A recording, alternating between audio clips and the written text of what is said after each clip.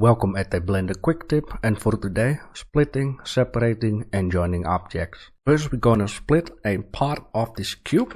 I'm just gonna go to the side view, into edit mode. I'm gonna make sure that I got one part selected, and now all I have to do is press Y.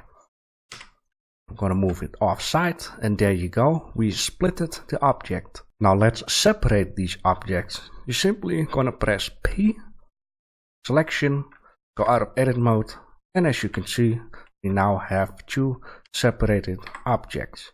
Now we're gonna make sure we merge these two objects together. Simply select the object that you want to merge with the other object, then press Ctrl J, and now these objects are joined back together. And as bonus, I'm just going to grab this plane here, I'm gonna place it back, select all and remove doubles, and now the cube has been restored. If you have questions or a request, then comment below. If this tip was useful, then like and subscribe for more, and thanks for watching.